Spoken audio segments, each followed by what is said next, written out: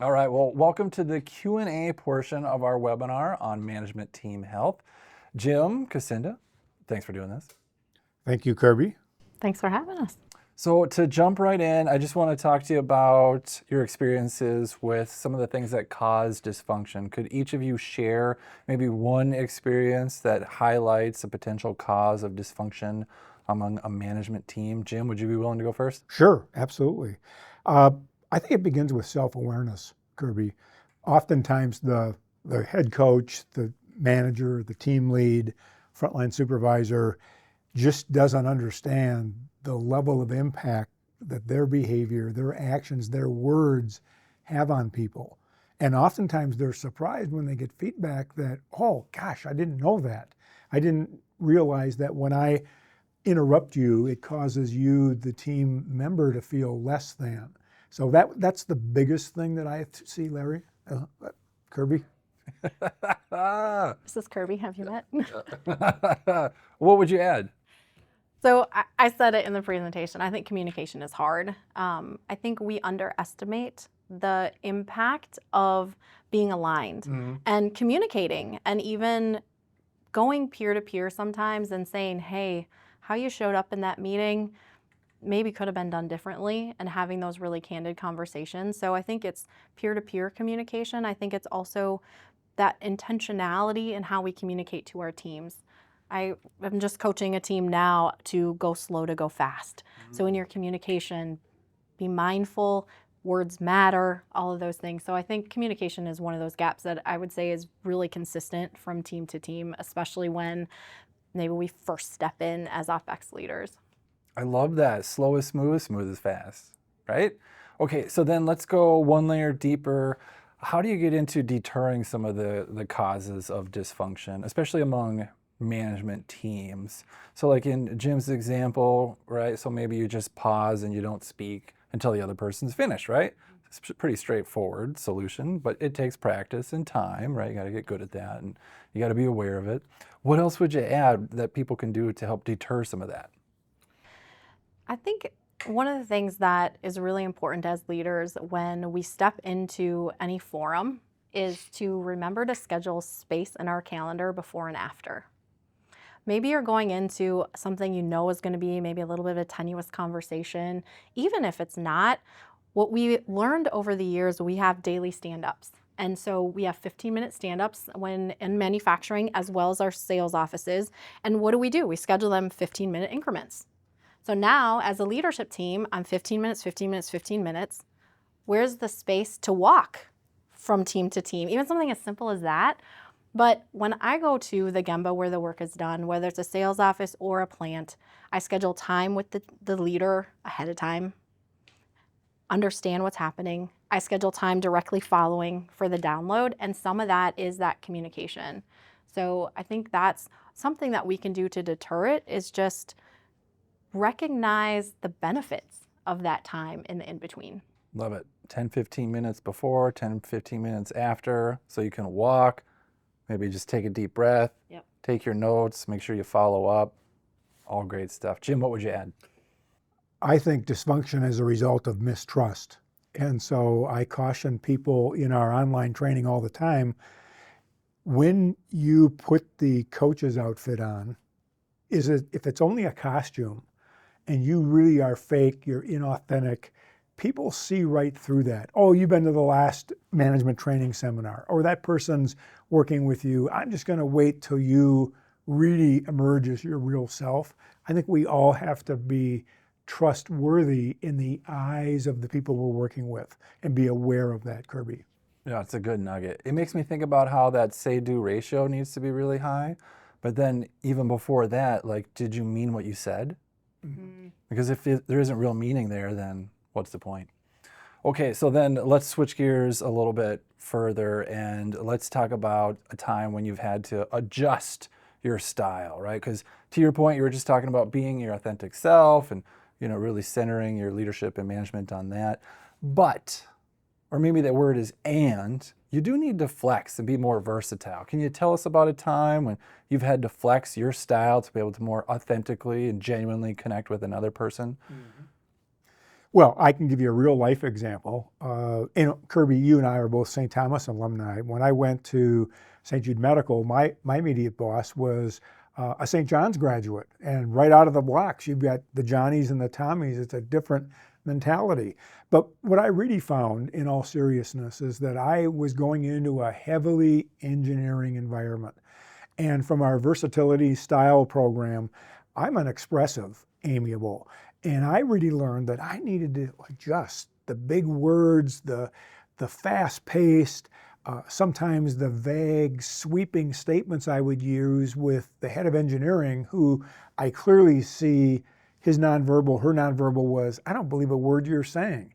That to me, Kirby, was a big aha, that I needed to adjust given know my audience. Kacinda? Yeah, I think in operational excellence especially, we work in my role, I'm fortunate to work across the entire business. And how you speak to your account manager is not how you speak to the plant manager, right? So you have to bring that adaptability. I would say one real life example maybe I could give for me as a kind of leader coming up, working for a couple amazing leaders. I'm very much expressive, in case you couldn't tell. I'm passionate about what I do, and I like ideas. And I come in and I'm like, we're going to change the world, and here's how we're going to do it. And I had a couple leaders that I think really genuinely wanted to be excited with me. But what I learned is I can't just come with my idea on a napkin. I had to come with like a couple ideas on how we could execute that idea, right? So here's my big idea, but here's what I'm thinking, and here's how we could make that happen. Not fully baked, but at least having some of that insight into the next layer. So I would agree that just adaptability with teams and being able to meet them where they're at, that situational leadership is a little bit of learning how to do that. Not to be disingenuous, just to speak in their language maybe a little bit. Yeah. So then maybe there's been a time when your bubble and the big idea has been burst. And you're a little ho-hum, and maybe the day or the week or even the month sometimes isn't going as planned. Yeah. How do you stay hopeful and resilient? Oh, that's a great question. The last 2 years in this value stream work has been a ride. And there's times when the team's doing really great and our metrics look amazing, and then there's times when we took a step back. So there's two things I would say. One, in those situations, I always try to think about what's in my control. I can't control what's happening in the sphere. I can't control the fact that the paint booth went down in our plant yesterday and we were going to miss our estimated ship dates. But I can look at what's in my control. I can control how I present myself in a meeting. I control how I show up. I can control that I'm really going to be vested in the folks doing the work every day. And that's the second part that keeps me grounded. I think especially as a leadership team, we owe it to the folks doing the work every day. They're the ones providing the value. So we owe it to them to not only have a strategy that's set that can be executed on, but we also owe it for them to be set up to succeed in the processes that we're giving them and helping them run. Jim, how about you? What keeps you vibrant even when sometimes the chips are down? Well, I love the idea that you were just talking about in terms of, again, I'm going to use mindset. The one thing I'm in control of moment to moment, 24/7, is my mood. And when I give up my personal power to someone to let them now direct my mood, I become less than. So my advice is just recognize, to be your best self, the best version of yourself, it all starts with our mindset. Who we think we are, what we want to contribute, what are the things that I value, and at the same time, how can I be open to the views of other people? So, Kacinda, I want to kick this next one to you first. How have you used leadership team meetings to help make sure everyone's on the same page? What's the agenda look like, or how does that work for you? Yeah, it's a really interesting question because it gave me time to kind of sit and reflect on a couple different scenarios. I think team meetings, again, there has to be some intent. And I think that word conversation is really important. There has to be the two-way communication, not just between the team members, but from the leader to the team, right? So we can't just be speaking to them and at them, right? So for me, what I've found as a leadership team, as a steering team, is being able to come in with some specific agenda items at the beginning. Here's what's new in the business. Here's some things we need to be aware of this week, maybe even some logistical things. Here's who's in and out and that type of thing. For the teams I've worked with the last almost 8 years now, there's a lot of travel. So it's a little bit of that tactical, here's where everybody is. It's extremely embarrassing to show up at a manufacturing site or a sales office and they're like, oh, did you know Kirby was here too? No, I didn't.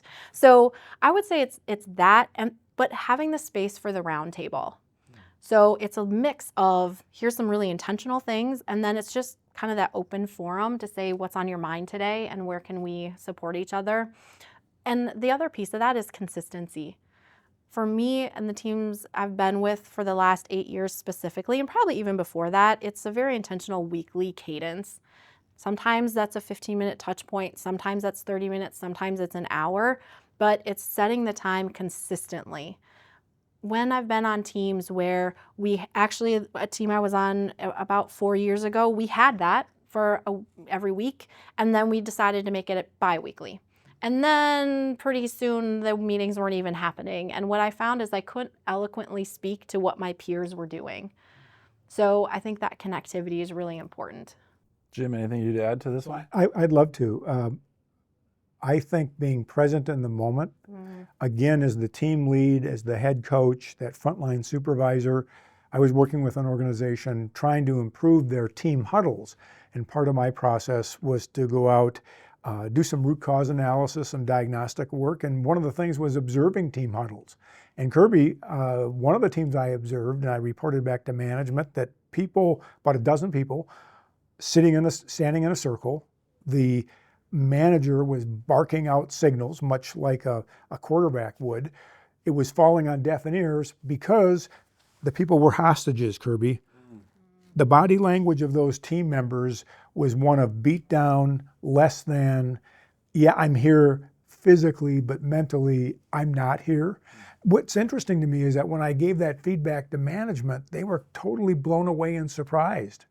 Now, they were probably a little offended that I said members of your organization feel like hostages in team huddles, but the reality is if you read that body language and I know the audience, I'm present in the moment, I can shift, I can adjust, I can do what we just heard in terms of ideas, shift my communication, but I got to shift my being. It was a few months ago. I sat down with a CEO of a mid-sized manufacturing company here in the Twin Cities, and he said to me, I can't get my head of supply chain and my head of operations to agree. Every time we get together, it's a bark fest. Those are my words. Yeah. And he said, it's a problem because it's rippling across the organization. We don't agree. And so I want to ask you, not to necessarily have to solve that problem, but maybe a similar problem. And what's one practical step that a management team member could take when they have an unhealthy team that they're working with? One step. What do you recommend? Oh, I got to narrow it to one, just one step. I think team is important. There's a lot of individuals that may report to one leader, but that idea of teaming, very practically, even corny things like doing cheesy icebreakers at the outset of your meeting, right? How do you really start becoming a team?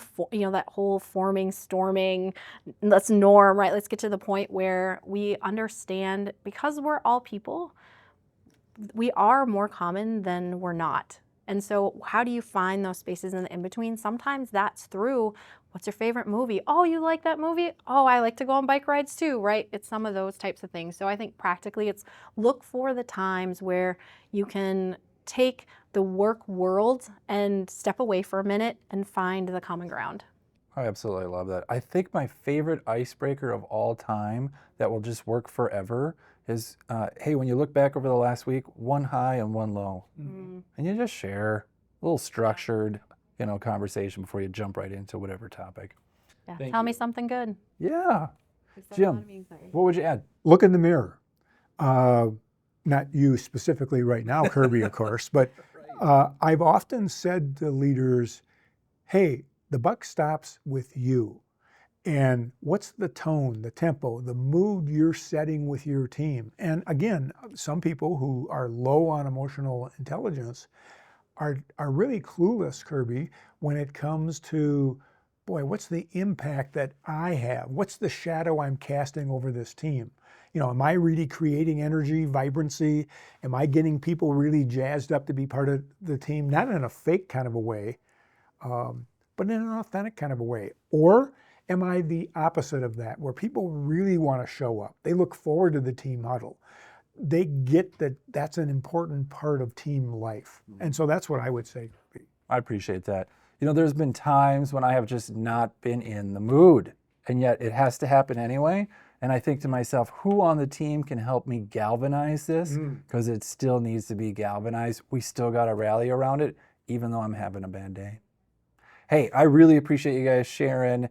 Jim, Kacinda, appreciate you taking time out of your busy day to present. Thank you. Thank you, and it's been great to be with Kacinda on this panel. Thank you.